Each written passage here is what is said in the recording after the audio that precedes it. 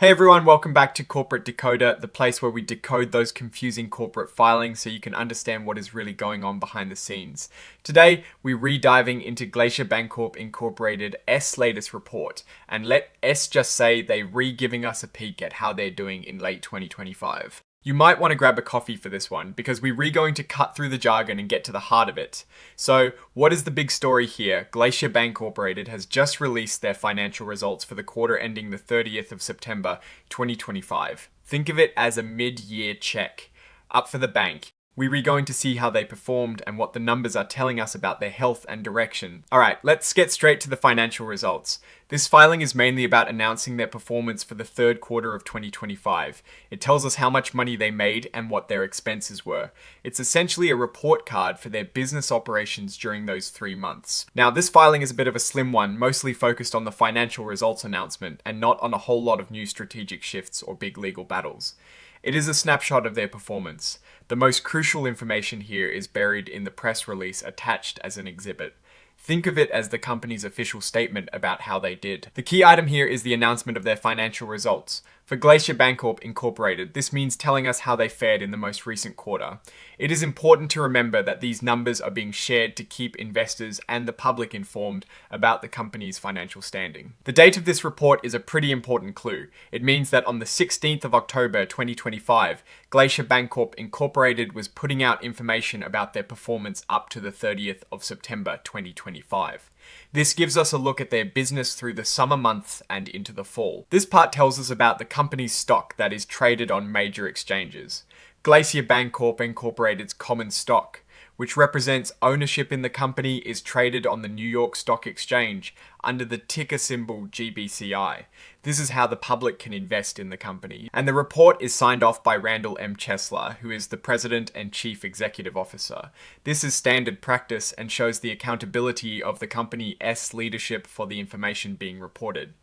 Now let S talk analysis. While this particular filing is primarily an announcement of financial results rather than a deep dive into new operational or strategic changes, the numbers themselves tell a story. We're re-looking at the financial health of Glacier Bancorp, incorporated as of the end of September 2025. Typically, companies like Glacier Bancorp Incorporated, which are banks, focus on metrics like loan growth, net interest income, and managing their deposits. When we see their financial results, we're re-looking for signs of growth, whether that is in their lending activities or their overall profitability. For instance, if their loan portfolio is expanding, it generally means they're remaking more money from interest.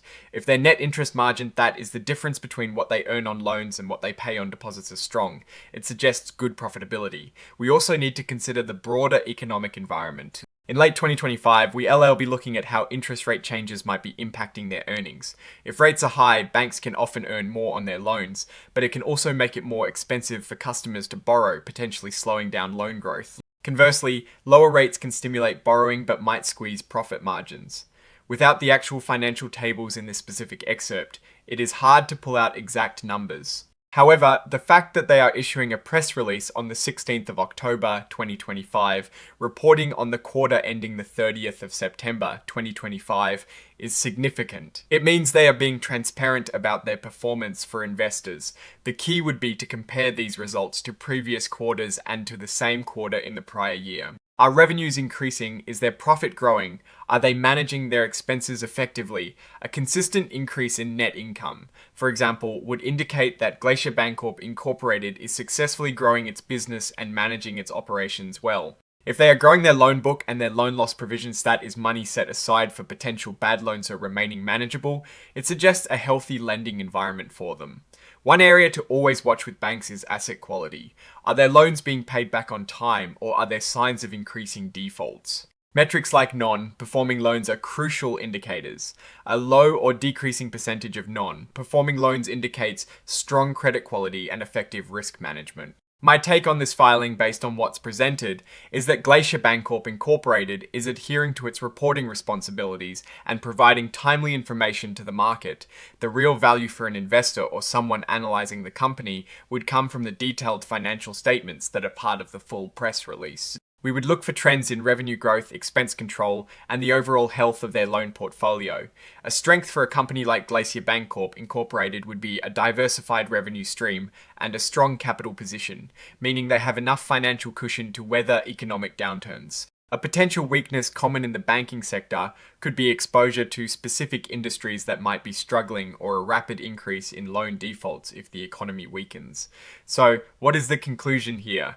This is a standard financial results announcement. The truly interesting analysis hinges on the specific numbers within the press release that's attached. Are they growing? Are they profitable? Are they managing risk well?